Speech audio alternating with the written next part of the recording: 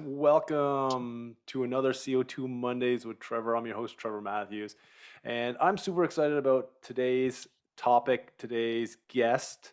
My good friend Kevin Compass is here to talk about fine tuning racks.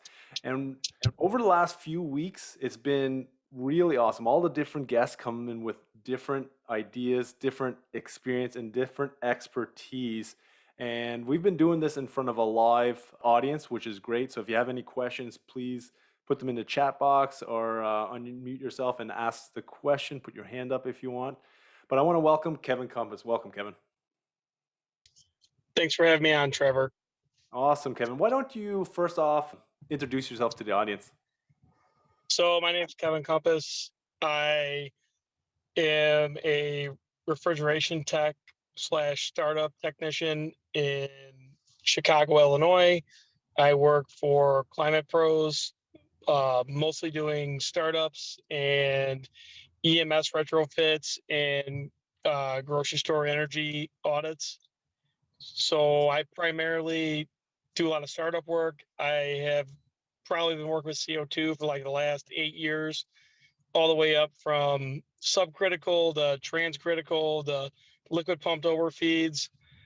Uh, I've probably started over 90 plus racks in a dozen different types of chains, and a ton of CO2 experience, a ton of EMS experience, and more so my like everything is kind of moved towards the tuning side of CO2, since we're able to we're moving so fast with it up in Chicago that, I mean, there's so much of it that we're able to start tuning it a little bit better because we're around it a little bit more.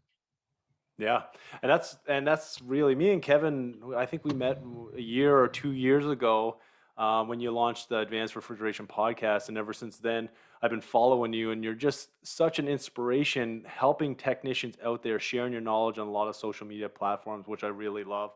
But let's just get right into it. Like, what's the biggest difference when you're fine tuning an HFC rack to a CO2 rack?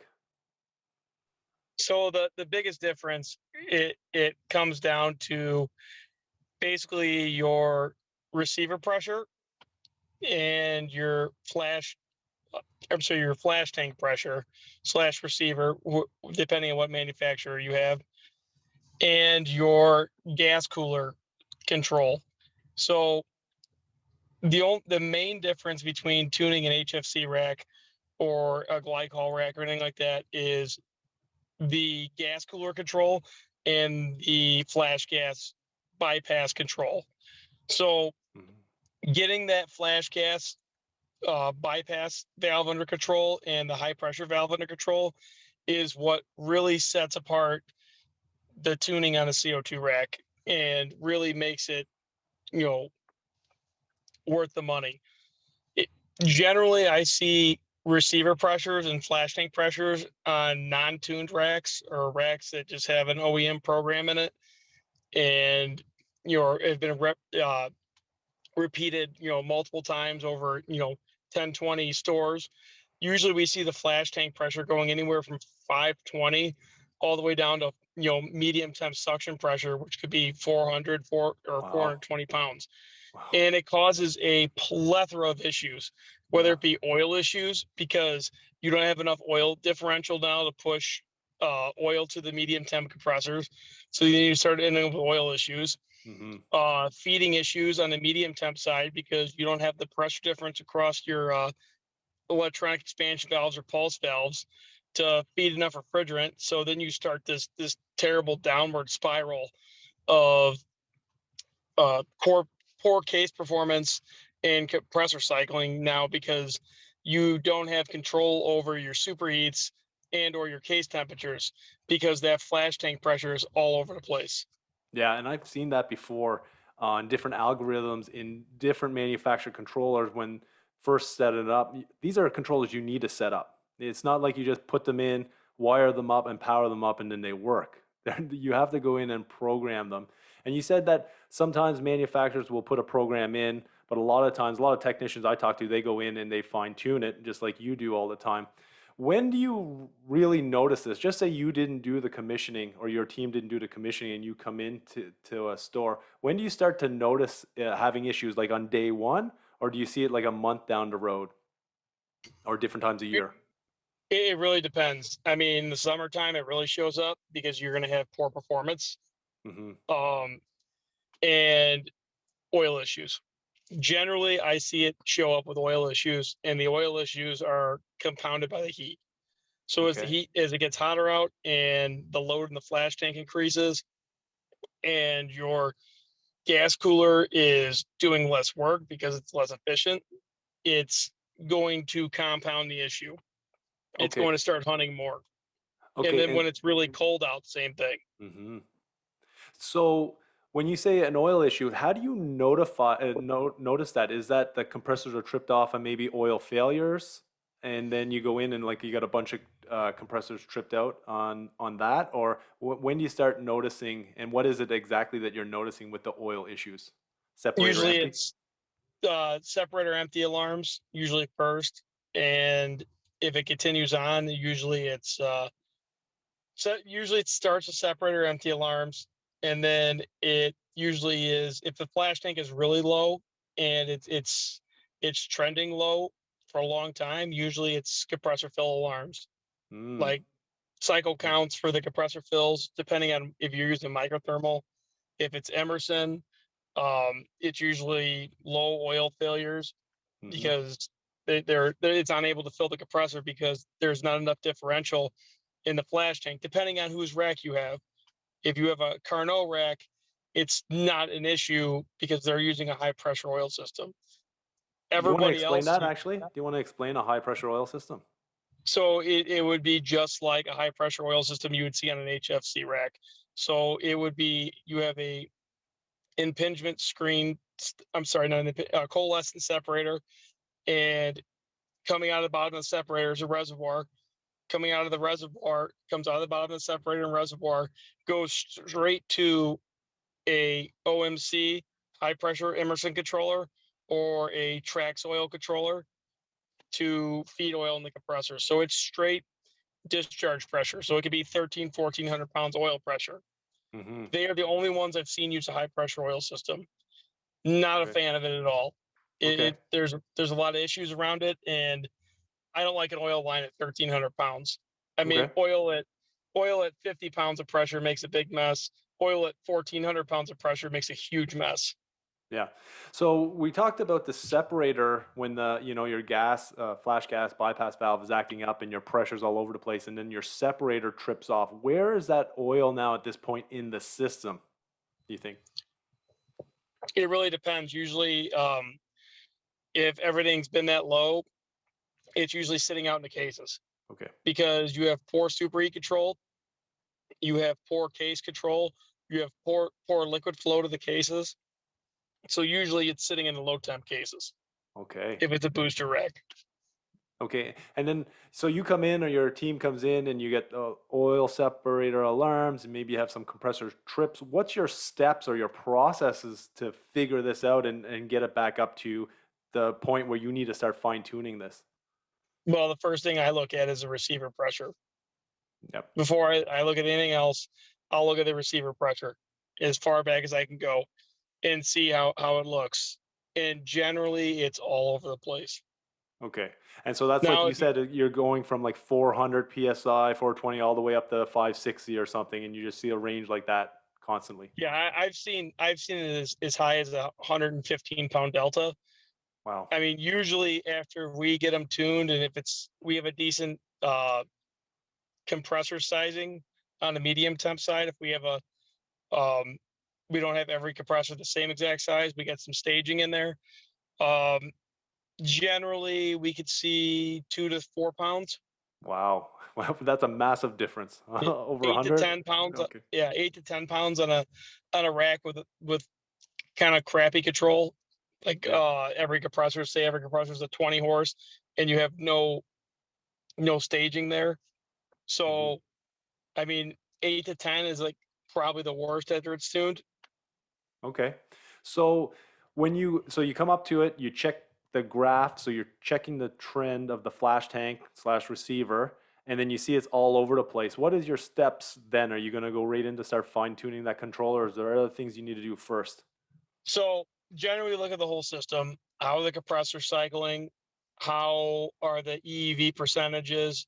So I'll dive into this whole thing and I'll kind of, take a trip through the store. I'll look at probably a quarter of the EEVs to see what their graphs look like for the superheat percentage, for the valve open percentage. If they're steady, if they're all over the place, hunting up and down, I know there's case issues.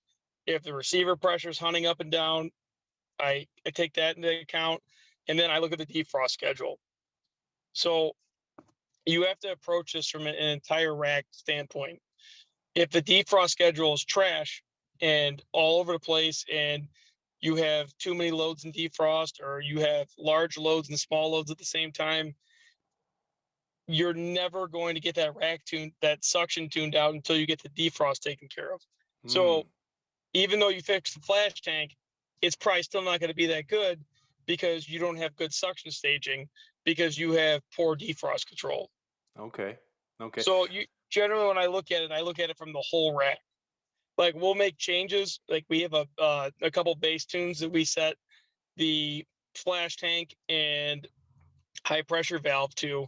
We have a couple base tunes that we start at, and then we tweak from there. But we'll drop a base tune in there that I know that we have used in multiple other sites, and we have good results with. We'll drop that in there, and then we'll start to tweak other things in the system, like the suction control. Floating the suction pressure is another big one because a lot of people haven't used DPRs yet. So a lot of these EEVs get used for temperature control and superheat control, Hmm. and it never ends up good when you do that. It ends up choking back cases because the saturated suction is usually way too low Hmm. for all the cases. So say you have a case that requires a 26-degree evaporator temp. Well, say the original rack was designed to run 15. Wow. Now, we don't need to run a 15-degree evaporator temp. Say we may need to run like a 22-degree evaporator temp. Say our lowest case is 22 degrees. Well, I haven't seen a single CO2 rack come out the float from the factory for Okay. any manufacturer. Okay. Now, floating gets it's a fine line you walk. You can't float a CO2 rack as drastically as an HFC rack because you need that pressure difference from Hmm. the flash tank pressure, which is your receiver pressure, to your medium temp suction pressure. Generally, any less than 50 pounds difference, your EEVs start not feeding as well. Oh, okay. And that does make sense because you still need to have that good quality liquid and making it to those cases. So let's get back to the defrost schedules. So that defrost schedule, what are you looking for? So we talked about that you're going to go and look at different cases. You're going to look at the flash tank pressure to see if it's been hunting. You're going to go out and look at a bunch of cases to see if they've been hunting, the valve's been hunting, and then you go check the defrost. So what are you looking for when you're looking at a defrost schedule? Because I'm sure there's stores that have 50 cases and then some have up 200 cases, or more. So what are you looking for in the defrost schedule on these CO2 systems? So load sizing. So if I have a load of 36 foot, 36 foot of dairy cases, I don't want to, and say it's my largest load, I don't want to put that in defrost with anything else. I want that to defrost by itself. And then say if I have a bunch of it's become extremely difficult with these HE cases. Like some of them require 6 defrost, 8 defrost a day. So no matter what, you're going to have overlaps. So what you're trying to shoot for is little BTUs and defrost at the same time. So I'll say if I have a 2-door end cap case and a 12-foot multi-deck, I may defrost those together, and Okay. then the 36-foot case by itself. And Mm. then anytime there's something coming out of defrost back into refrigeration, something close to that load is going to be leaving defrost or going into defrost. Okay. So I'm trying to eliminate that rapid change in pressure to the rack. Yeah, and that makes a lot of sense because you're moving heat, right? And you need to make heat and then move it to another place. So that's great. So you get in there and you set this up and you fine tune the defrost schedule, because that's very important. And that doesn't matter if it's HFC or CO2 systems. You need to make sure you do that. So you get that sorted out. What's your next step? So my next step would be to get the actual suction side of the rack operating properly, meaning getting my suction float set up, finding my float case, getting my suction float set up, getting that case tuned out the best I can. Um, Meaning what the superheat tuning, make sure there's nothing wrong with the case. So that way we can start raising the suction pressure. And Okay, then great. I'll look at the actual rack legend and see, say if my lowest case, like I've seen this all the time with advancer racks, is they run a 15 or 17 degree medium temp suction pressure, saturation temperature. The lowest case will be like a 20. So they'll have that like 3 degrees, 4 degrees right off the bat. I'll set the rack to run it at a plus 20 and watch it. And I'll make that my base, and then I'll start to float it from there. So that way, all those other cases will now start opening the EEVs more or the pulse valves more, because now they're cooling instead of they're trying to control superheat instead of trying to control temp. And once you do that, you start lowering your suction gas return temperature. Once you start lowering the suction gas return temperature, it's more efficient to pump dense gas. When Mm, dense cold gas is more efficient to pump than it is to pump warm vapor. So as you start doing that, your compressors become more efficient. As you get that suction saturation temperature up there, now your compressors are even more efficient. Now, say that VFD compressor, you could do more work with that one VFD compressor than you could before at it running a plus 15 degree and a high suction gas return temperature. So that's where a lot of these manufacturers have put liquid injection on, but you still need the liquid injection to cool down the medium temp suction, because you're dumping discharge gas from the low temp in there. If mm-hmm. it's a booster rack, you still need that cooling, whether it comes from liquid injection, a intercooler tank, you still need that cooling somehow. But you could reduce that load by getting those cases to run more. Yeah, and exactly, and that makes so much sense. You said one thing earlier, your suction float case. Why don't you explain? Because you said I'm going to start with that one. Which case is that, so people know, understand? Generally, it is the coldest open air case in the store. Hmm. So if it's the meat cases, the multi-deck meat cases, you choose that.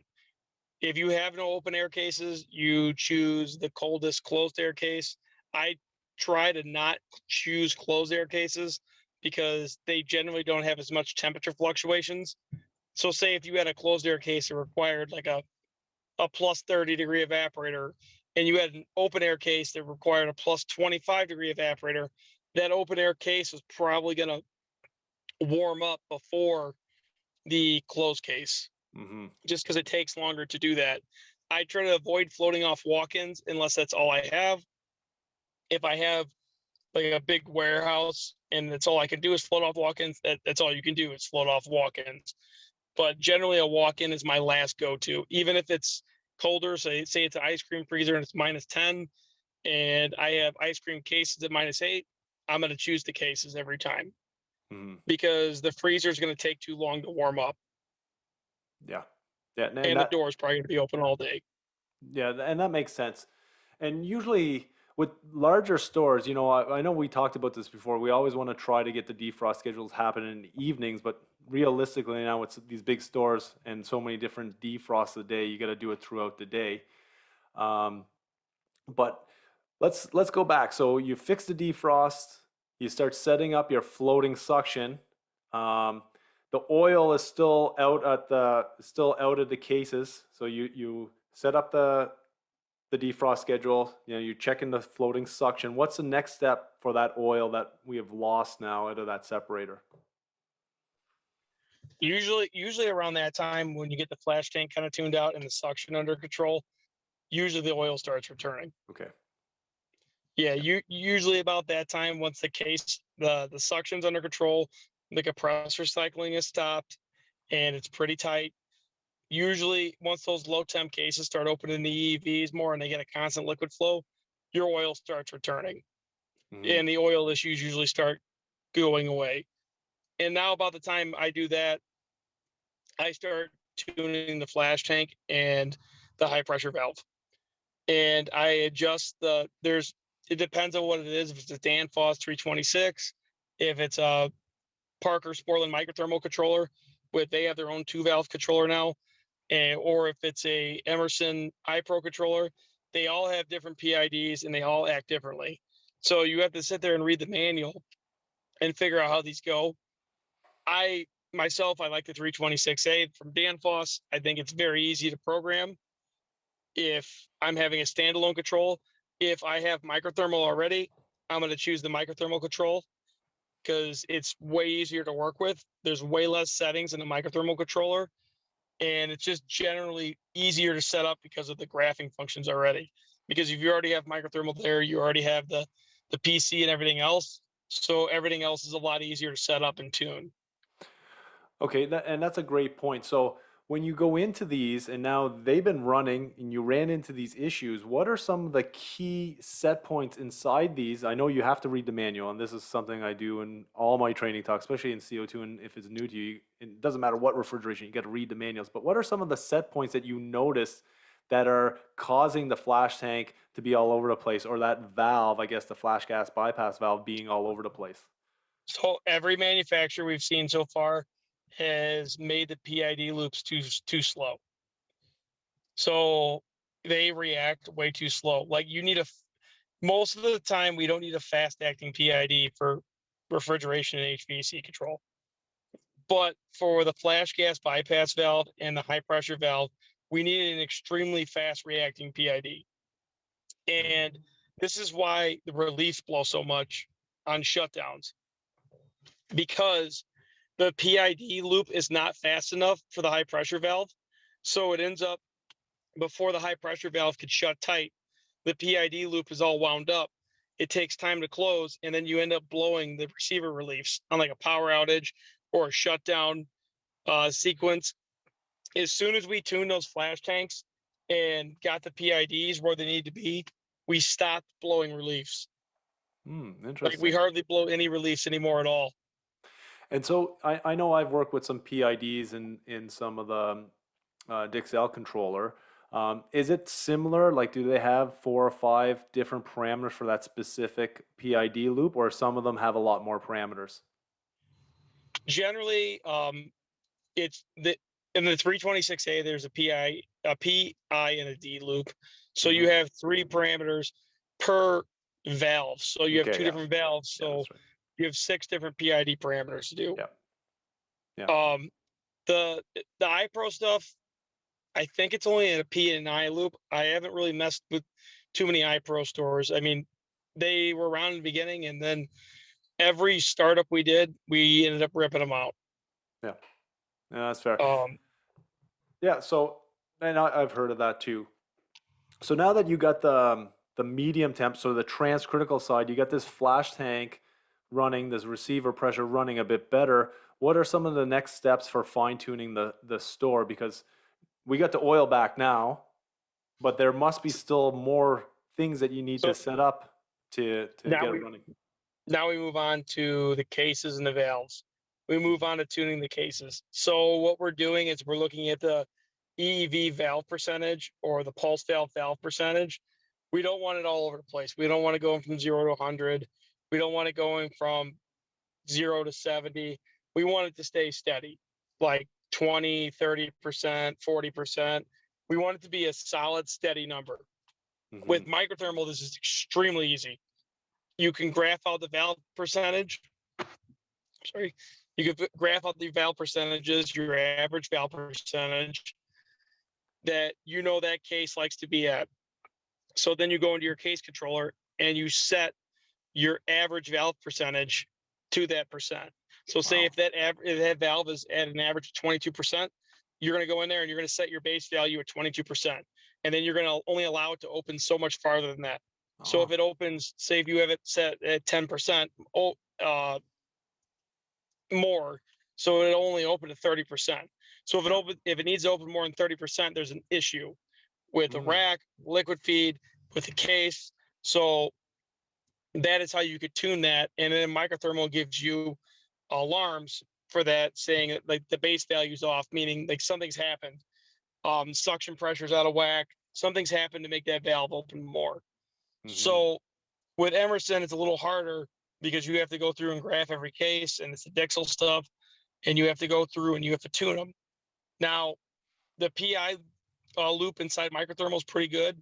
We've only had to tweak it a little bit for the case controllers. To be honest, they have one of the best case controllers out there for CO2. It is a solid case controller. They've used it for a long time, and it has a really good algorithm in it for superheat temperature control. Now, the Dixels, I have a love-hate relationship with those things. Mhm. They they work well, but they take a lot of tuning. So with that tuning, can you just take a program that you've tuned before and use that, or there's still after you do that base program, then there's continual tuning compared to the say Danfoss or the microthermal? Yes and no, because here's the problem. Every case is different. So if Yeah. you tune a case with a Hill Phoenix case, we use a base setting generally, and then we will tweak from there. So I will dump a base in the Dixels of something we use for open air cases, for freezers. We have a base PID setting and HR settings, and then we tweak from there. Every lineup ends up being slightly different. Hmm. And So I I mean, every store ends up being a little bit different because you're going to have different flash tank pressure set points. Yeah. So and you said it earlier, there's going to be stepper valves and pulse valves. Do you see a big difference in the control when you're using those different types of electronic valves? Yeah, stepper valves are by far 100% better. Hmm. Yeah. I like. Everything's so much smoother with steppers. Yeah. And I feel the I same mean, way. pulse valves are very choppy. Like you get real choppy control, super control. There's more compressor cycling, line shaking. Not a big fan of pulse valves. I would rather see steppers. Yeah. So what are some of the things so that your first thing when you're fine tuning a case is to go look at the percentage, which I think is a great idea because that kind of tells you everything. What is your next step? So if you go in and you see that that valve is going from 10% all the way up to 80% and back and forth hunting, what is your steps to go that? Because I know you said microthermal, you can go to the averaging, but what are you going to be looking for when that's happening? As long as the rack is, I've already previously set up the rack and the flash tank pressure is good and my suction steady. I'm going to start adjusting the PID settings inside of the controllers. Okay. If it's microthermal, obviously I'm going to adjust my base value, and that's pretty much going to take care of it. If it's Emerson, I'm going to have to start adjusting my TR ranges for my case temperatures and my throttling ranges for my the actual temperature control and the superheat side of it. Okay. And so after you get that sorted and you get the, say you get this case up and running, you'll go down around and do that to all the cases to make sure that they're they're running correctly.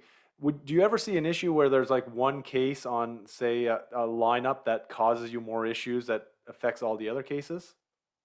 Yeah, I mean that happens with HFCs too. I mean, there's always going to be that one case that has a little bit more pressure drop, that has poor liquid piping, loses some subcooling. I mean, there's always that case out there. Hmm. Hmm. Excellent. So now that we got, we fine tune, you got the flash gas bypass valve running good. You got the oil back because you set up the defrost schedules.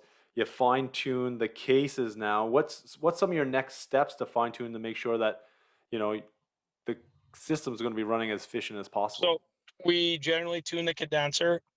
Um, 90% of these are controlled off of outside air or droplet temperature for the condenser fans. We've been doing this a little bit differently, and we've had really good luck with it. So we run two different condenser control strategies basically. So when the rack is transcritical, we run the condenser fans off drop like temp. So they're going to be running 100% anyway. When the rack is subcritical, when the outside air temp is like 60 degrees and below, we run the rack off a pressure set point.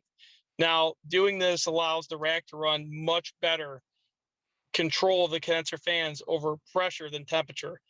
The reason that temperature is terrible when it's 70 and 60 below, uh, outside air temperature, is you're subcooling that refrigerant still. So we end up getting these wild swings. So the fan control ends up fighting the set point too much. It's very hard to get it to tune out because the high pressure valve is holding back, trying to maintain a certain pressure. And then your fans are fighting that because they're going off a temperature. So when that valve starts holding back, it's like a holdback valve in a normal rack. Your temperature is going to plummet because you're holding back liquid into that condenser, and the fans are subcooling it. So it ends up this fighting, and the fans are just ramping up and down, up and down. We ended up utilizing this year. We ended up utilizing the 2 set points all winter long. We got way better control, and we weren't hunting with our fans everywhere. So we ended up using pressure for the winter time, and when we're at spring and summer, we ended up switching over to temperature. That's interesting.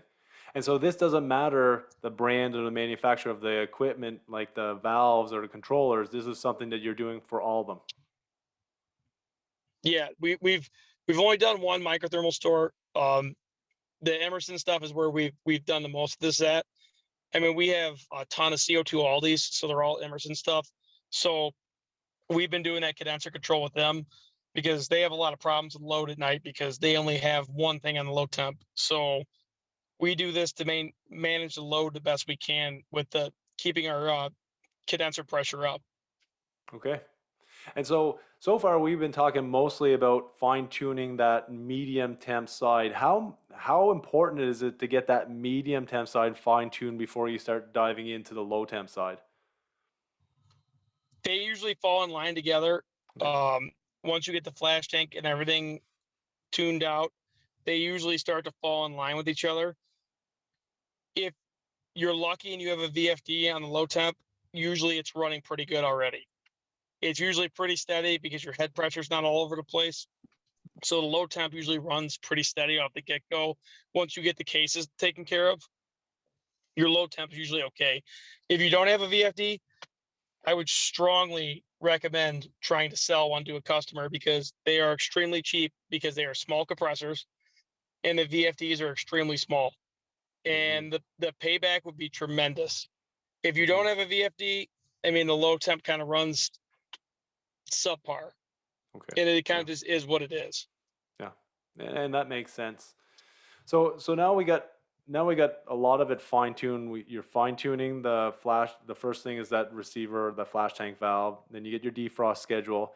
Then you get your suction sorted out. Then you moved into your case controls. You sort out the case controls and make sure that they're running fine. Then you get into the condenser fan controls. What are some of the next steps that you're looking for to fine tune it, or is this is where At it's this done? point, it's usually looking pretty good, and then Okay. we're looking to lock the store down at this point. Okay. Perfect. So we're wanting to lock it down, restrict access to like a lot of the settings, so that way they don't get changed on service calls. So if there is service issues, we could kind of, you know, spearhead it and figure out the issue instead of lowering a set point or adjusting Mm-hmm. a case set point. And So I go really ahead. like that. I really like that because that's the way I think most stores should be done after they get in there and fine tune.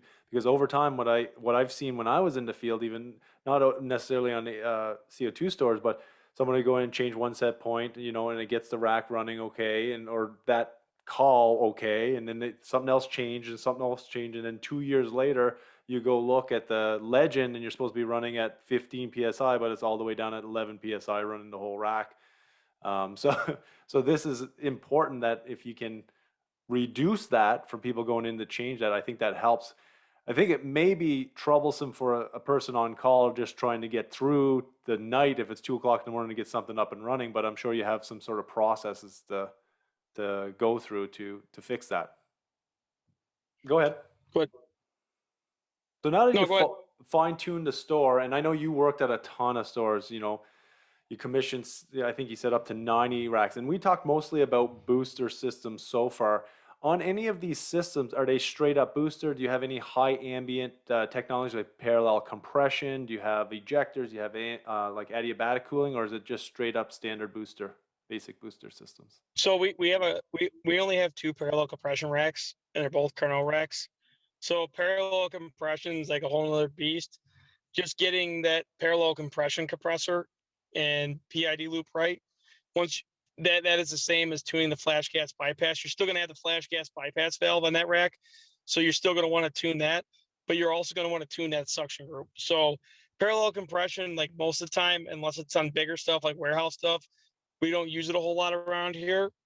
Yeah. Both the sites we have a parallel compression. And I mean, the one CO2 rack has 1540 horses, so it's a massive rack. It's the Wow. biggest one I've done to date. Um, Wow. so it has parallel compression. Now, I mean, we don't have a whole lot of experience with that. Ejectors. The only time I've seen ejectors up so far up here is in hot gas defrost systems. So using the ejector for hot gas defrost to boost the pressure. I've done a little bit of reading on ejectors. I'm not really seeing I mean, the long-term data doesn't seem like it's out yet Hmm. on if it's more efficient. People are saying it's less efficient. People are saying it's more efficient. I mean, it's Yeah. going to take a little while longer to see it. We're using a lot of adiabatic coolers. I mean, most of the stuff we're seeing now is adiabatic cooling. So, I mean, that's helping. I mean, but we're still running transcritical for the majority of the year, Yeah. probably half. Yeah. And you're in a climate zone similar to Toronto, so it's cool a lot of the year, but you're using that for heat reclaim, heat recovery in some of your stores. Who's heat? The only heat recovery we do is hot water, and then Aldi is the only customer up here that has used hot heat recovery from a discharge line. Okay. Okay. So we actually can't really use it up here. So I mean, the codes are so strict up here with leak detection for heat recovery. Most stores don't even try to attempt to do it. Okay. So at a lot of your stores, then you're using mostly electric defrost. Some. Yes. Okay. Yeah. The only person people I've seen do hot gas defrost is Costco. Okay. Okay. So Excellent. I'm not a big fan of hot gas defrost with CO2. I think it makes more issues than it solves. I mean, it makes a ton of service issues. It doesn't really work that well because of the way you have to control it and falsify it to make it work. If you have straight up like a 90 bar rack running straight transcritical defrost gas, works great. We have one Carnot rack like that, defrost great. Everything Awesome. else is using usually latent defrost gas off the intercooler or the flash tank. It's very poor defrost gas. Electric just seems to work a lot better in this situation. Okay, excellent. So we talked about how to fine tune a rack, which is great. And you've been on so many startups commissioning, so you would have seen a lot of service calls and issues. Why don't we talk about that to the audience? Some of the things that tips you can give them when you're doing a service on a CO2 system to help them out when they're getting on call or something. Uh, Biggest thing, keep your oil filters clean. Your coalescent filters, keep them changed. I think they should be changed 2 to 3 times a year. Oh, awesome. Keep the gas cooler clean. Biggest thing is making sure that gas cooler is clean and operating efficiently. You got no fans out. I mean, that's our biggest problem in the summertime. A little bit of cottonwood on the gas cooler. It doesn't take much, and it's knocking it out. And once it goes down, I mean, it starts blowing a relief if you don't have a backup unit. So making sure that's good. I've seen this a lot is UPC failures. So the battery backup UPCs in the rack, I've seen them fail, and guys just plug around them with an extension cord for the night. Yeah, you get it going, but you need to replace that UPC and check the batteries in them. I mean, Yeah. UPCs are cheap. I mean, you could buy a UPC for $100, a really good one, and just keep it as a spare there so you don't have those problems and you aren't having those losses from a bad UPC. And that's And then go, basically keep the controller powered up, right? All the yep, controls. keep your controls powered up so that way everything can shut down easily and start back up easily Hmm. instead of just banging on and off on backup controls. Hmm. Another thing is keeping the filters clean, making sure your suction and the liquid filters get cleaned. I mean, a lot of these racks, they're a lot of industrial processes going on with the tanks. I mean, they aren't the cleanest when they get built, just for the fact that a lot of this stuff is high pressure vessels. So I mean, they weld them in factories and they're just not that clean. So Hmm. making sure your liquid stays clean and changing out your liquid cores at regular intervals, like just like the oil separator filters, making sure those are all clean. Just general maintenance, and you will have less issues. You know, checking on your cases, making sure you're not flooding back. I see a lot of sensor failures on suction lines cause problems, like suction line temp sensors. Like I'll shoot through a store on a PM, make sure all the suction line temp sensors aren't reading something crazy like 200 degrees, and that case is causing floodback. Floodback with the CO2 system ends up washing the oil away a lot faster than the HFC rack. Usually it's Hmm. around 10 degrees of superheat. You start moving a bunch of oil. Yeah. So you want to make sure that even though you have 10 degrees of superheat, you're still moving more oil than you normally would. So you want to Hmm. make sure that you keep that superheat under control and you don't have a lot of flood back. And Yeah. it's being controlled if it is. Yeah, and I've seen that a lot. I've seen one of the, even talking with the compressor manufacturers, the biggest failures they've been seeing is floodback issues. And a few of them said that they built specific superheat exchangers inside their system. So either plate or tube in tube, or tube through the flash tank to really reduce the amount of floodback happening, because compressors, you need either 10K or 20K depending on if it's medium or low temp, and you always need to have that superheat. What have you been noticing for discharge temperatures now? Have you had any stores where you're running really hot Yeah. discharge temperatures where your oil starts to thin out and it starts to trip off on oil failures? We haven't had it where it thinned out yet, but we have high discharge temps. It's hotter than it runs hotter than R22. So I Yeah. mean that's why keeping those return gas temps down really helps. So that's why that tuning. Usually the stores that are untuned, they run really high discharge temps. The stores that are tuned usually are a lot better about it. Hmm. And you said earlier that a lot of the manufacturers are doing some sort of injection or desuperheating. Can you talk a little bit more about that? So most of the time it's just or if it's solenoid injecting liquid into the suction header. So it's just monitoring suction gas return temp and it's injecting liquid that way. So when the suction gas return temp gets high, it starts injecting liquid. The other option you have is an intercooler, meaning so you have a tank that you're using for boiling off liquid inside of it, and you could dump the discharge gas for the booster into it, and you're using that to cool off the medium temp suction and Yeah. keep the compressors cool. Awesome. Or you could have a plate and frame heat exchanger to do it also.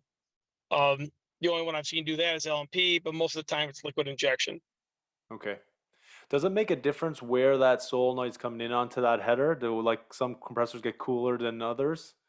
When Yes, that. I mean they usually put it at the before it splits the header, Mhm. um, right before the flash tank where it usually splits.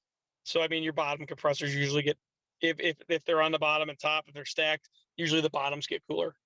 Mhm. Okay. Have you ever ran into issues with any of those? Yeah, I mean we have issues on occasions, but tuning them usually once they're tuned out, they usually the liquid injection hardly injects. Okay. So it's even in this conversation, all the issues that you've really talked about, it comes back to fine tuning the rack as well as doing maintenance. And maintenance is the one thing that people ask me about a lot. How often do you do, like, say, a oil test, an oil sample? Is that something that you do more frequently with CO2 than an HFC system, or What is your Depends on the opinion on that? customer. It depends on the customer. Some customers not at all, and some customers want it done once a year. Some customers want it done biannually. It just really depends what the customer wants to pay for. Yeah. And well, oil's super expensive, but keeping that oil clean is very important, and it doesn't matter what refrigeration system it is. So what other types of issues have you seen on call? You said that maintenance is super important. Changing the oil filters, changing the liquid and suction filters is so important to and keeping that gas cooler clean. What are some other things that you would be helpful for technicians out there? Plugged high pressure valves. So we've had the screens in the high pressure valves plug. Okay. Generally, like sometime after startup, we end up going through and so now what I'll do is a month after startup, we usually clean the high pressure valves. And then before we turn the store back over to another contractor or whatnot, we'll usually clean them again. And then we've had a lot of flash gas bypass valve failures, mostly Danfoss valves. So, and we've had that also. So, I mean, generally those two valves fail. If you don't have one at the store, you are SOL and the rack is probably not going to run. So keeping those two, the high pressure valve and the valve driver and the flash gas bypass valve, keeping one in the store is a must. And we've had a lot of failures with those. And then we've had just more so just normal failures like a normal refrigeration system would have. Yeah. So cleaning, do you want to explain how you would clean that screen for the high pressure valve? Well, you would just pump it down. So you have a ball valve on the inlet, hopefully, and you have a ball valve on the outlet. And you isolate it, blow it down, blow off all the CO2 pressure, disassemble the valves. Depending on there's four different manufacturers, so depending on which manufacturer you have, it all takes apart differently. They have you got to read the manual which one it is. Disassemble it, pull the screen out, clean it with some brake cleaner, put it back Hmm. together, pull a vacuum, and start it back up. Awesome. Well, that's very interesting in that when you do pump that down, because this is your main valve coming back from your gas cooler, what are some of the things you got to watch out for? And like, do you have, is it a time specific? Do you only have so much It's time time? specific. So I mean, we usually pump it down. If you have a backup unit, you're good to go. Don't even worry about it. Like if you have a backup unit cooling a receiver, you're good to go. Or the flash tank, you're good to go. It you have way more time, and if you do not have that, I mean, you probably have. If it's hot out and hot in the motor room, you probably have a half hour, 20 minutes. If it's cold out, wintertime, you probably got an hour or two. It just really Yeah. depends on the ambient and the room temperature. Yeah. And I mean, it, exactly. it, it generally takes like 20 minutes to do it. Yeah. And it's something that you need to know about CO2, because those, if it's really hot out and you have to do some work, you have to prepare and plan kind of what you're going to do. And sometimes you don't have time to prepare and plan. You may lose some of that gas. Have you seen a lot of issues with pressure reliefs, having to replace them after blowing off? Yeah, we a ton.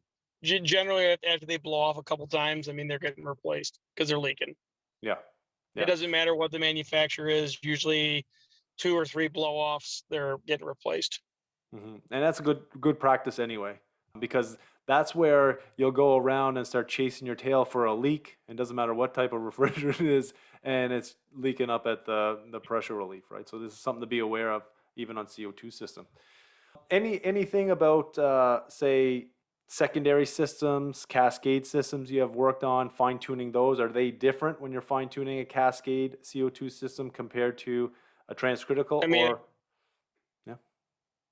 yeah, I mean, a Cascade, you're going to be doing a lot of tuning on the Cascade side of it, the DX refrigerant side of it. So you got a lot of tuning on that side to do, but it's all generally the same. I mean, making sure, I mean, just same for HFCs. I mean, just making sure your defrost schedule's good, your suction control's good, and your case operation's good. Yeah. So I mean, the Cascade with liquid pumped overfeed, I mean, there's not much tuning you could do. Just defrost, make sure your defrosts aren't overlapping, make sure your chillers are working well. That's about all you can do with that. There's not Yeah. much you could do with liquid pumped overfeed. Yeah. Awesome. Awesome. So if anybody does have any questions, throw them in the chat. I see one there. I'll bring that one up in a second. Before we get to the questions, any final words for technicians out there and things they should look out for when they're working or going to start working on CO2 systems? Just be safe and don't be scared. I mean, it's just a normal refrigeration system with a lot more controls. That's all it is. And we got to manipulate it a little bit, but other than that, it's no different than a normal refrigeration system. It just operates slightly differently, has more controls and more safeties, but at the end of the day, it still makes things cold. So don't be afraid of it. It's not going to kill you. I mean, nobody's died from it yet. Awesome. Awesome. So if anybody wants to get a hold of you, get in contact with you, what's the best way people can reach you? So our best way would probably be the Advanced Refrigeration podcast Facebook group, or the Advanced Refrigeration at gmail.com. So Awesome. Advanced Refrigeration Podcast at gmail.com. Awesome. That's great. So we got one question here for you. Who is usually responsible for designing and advising the defrost schedules for your stores? So sometimes it's the customer, sometimes it's the customer's engineer, but a lot of times here lately it's been the OEM. Okay. So the OEM just slaps it together and they're not concerned about it because they're not paying the energy bill or having to maintain the store. So generally, when it's the OEM's responsibility, it's the contractor's responsibility. Okay.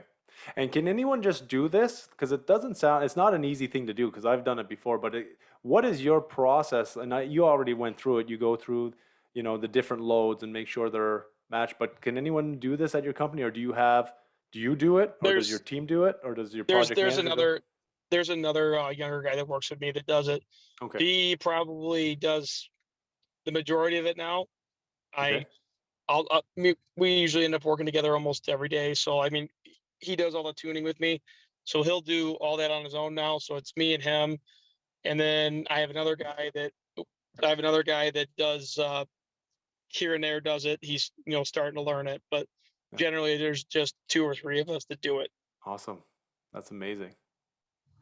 Well, Kevin, I want to thank you so much. I don't see any questions. If anybody wants to unmute, they can unmute themselves and ask Kevin a question, because this is a great time to do it, because Kevin's been working on a lot of stores. So Hey, Kevin, it's Andrew. How's it going, man? I listen to your thing all the time. We work actually for the same company, I believe.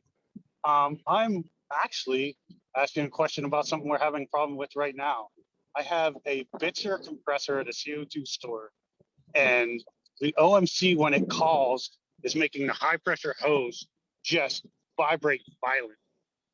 And we talked to the manufacturer. They told us to change the OMC. We also changed the high pressure hose, and it still doesn't. Is there something in the line, the ball valve for it? I blew it off as much as I felt comfortable with. I opened it up. It blew pretty good. Yeah, the only time I've ever seen that is when something was stuck in the oil line in the ball valve. So possibly a ball valve issue. Try to blow it out some more. Yeah, there's probably something stuck in there, like a piece of debris. All right. Maybe isolate the valve, the whole oil line, and cut it down the pressure wise. Is that what you're thinking? That's what I would do. If something's stuck in there, that it's making that harmonics. Okay, that makes sense. awesome. Thank you, Andrew, very much for the question. Anybody else have a question? We got a few minutes left here with Kevin. This guy's time is very valuable, so love to hear any other questions for him.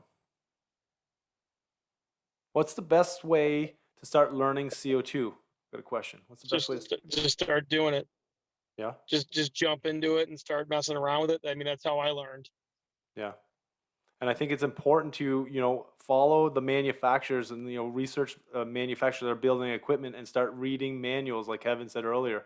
It's so important to understand the components that you're working on. And it doesn't matter if it's HFC or CO2 at this point. You need to spend the time to do your research and read on those components and how they specifically work. Awesome, Kevin. Well, I don't see any more questions here. I want to thank you so much again for attending me here at another CO2 Monday, and we'll talk again on the next CO2 Monday. Thank you. Thanks. Sounds good, Trevor.